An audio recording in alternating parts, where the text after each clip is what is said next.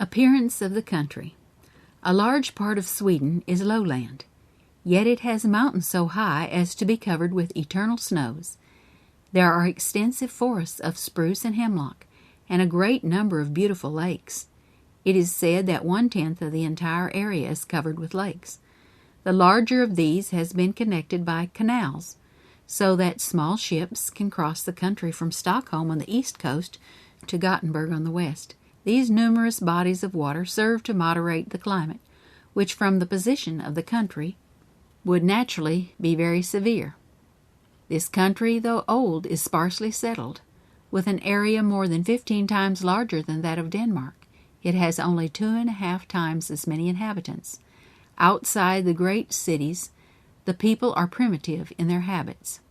While they are characterized by general intelligence, they are slow to accept changes or to make improvements.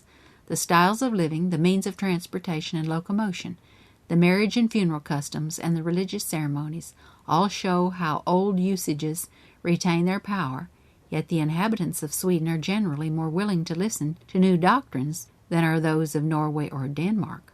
In the country and small towns, the houses are nearly all built of logs, or of timbers about 6 inches square. They are sealed on the inside, covered with cloth, and papered. After the logs have had a year or two to settle, the houses are boarded on the outside and painted red. Nearly all the houses of Sweden are red. Many are thatched and some are roofed with turf.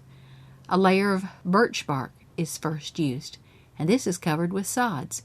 The grass grows on the turf, keeping it fresh and green, and flowers are sometimes planted in it. These houses are said to be warm and dry. They present a quaint and picturesque appearance. We saw in Stockholm many countrywomen in their provincial costumes. Those from one locality wore a cone-shaped cap, fully a foot high, a red tunic, and a large checkered or striped apron, woven of coarse yarn, as we weave striped carpets in America. At Kopparberg, where we spent the night after leaving Stockholm, we first had an opportunity to observe the Swedish table customs.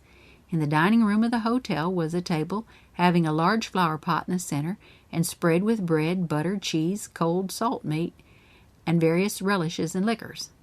All are expected to patronize this table as an introduction to their regular meal, a novel method of stimulating the appetite, which those unaccustomed to it are not likely to find successful. Men and women help themselves to what they wish, and walk about the room talking and eating. After this they order whatever dishes they desire, seat themselves at one of the small tables, and eat at their leisure.